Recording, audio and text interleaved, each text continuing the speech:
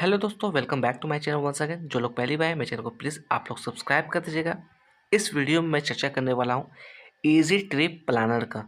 अगर मैं बात करूँ यहाँ पर फ्रेश खरीदारी अगर आप करना चाहते हैं तो मेरे ख्याल से सिंपली आप अवॉइड करके चलिए, अवेयरनेस के साथ काम करिए, किसी भी तरह की जल्दबाजी नहीं करिएगा।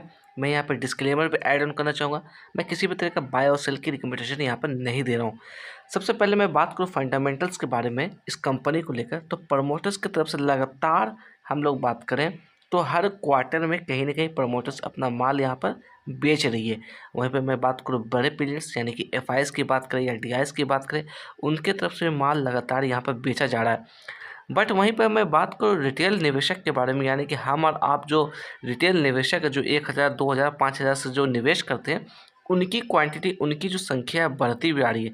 49% की होल्डिंग यहाँ पर रिटेलर्स की है। तो आप सोच सकते हैं कितनी बड़ी होल्डिंग यहाँ पर रिटेलर्स लेकर, पब्लिक लेकर बैठी हुई है। तो ये बहुत बड़ी एनोइंग चीज़ हो रही है।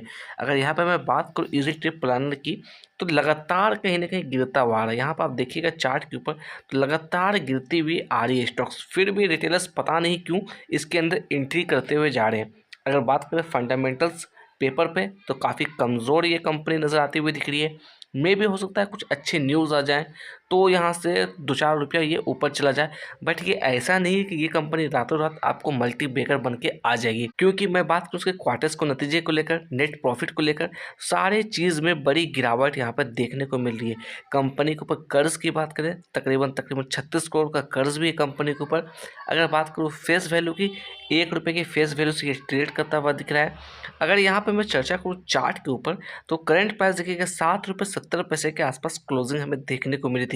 समय में बहुत पीछे जाते हैं यहाँ से हम लोग, यानी कि तकरीबन तकरीबन 4 साल पीछे जाते हैं।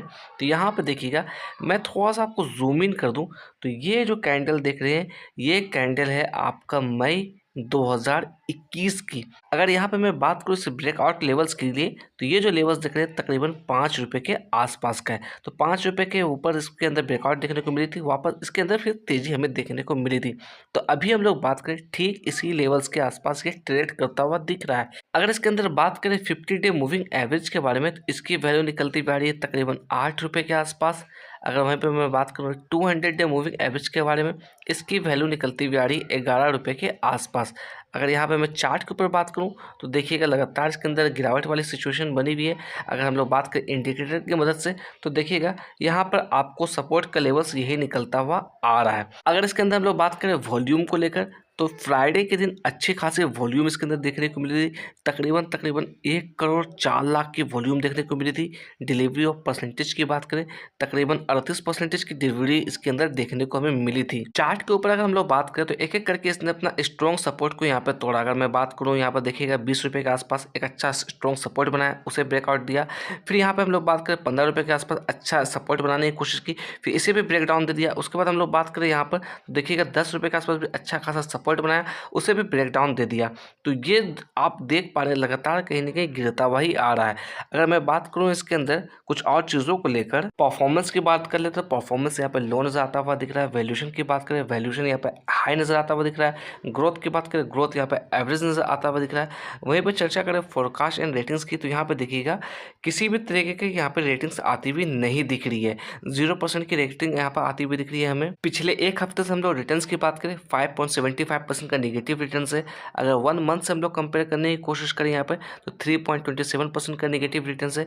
पिछले एक साल से हम लोग यहाँ पर कंपेयर करने की कोशिश करें रिटर्न्स को, तो देखिएगा 53.78% का नेगेटिव रिटर्न्स यहाँ पर देखने को हमें मिल रही है। अगर ट्रेडिंग व्यू से हम लोग टेक्निकल्स की बात करें, तो यहाँ पे देखिएगा सेल का इंडिकेशन आता हुआ दिख रहा है। 13 ऐसे इंडिकेटर है जहाँ से सेल का इंडिकेशन हमें मिलता हुआ आ रहा है।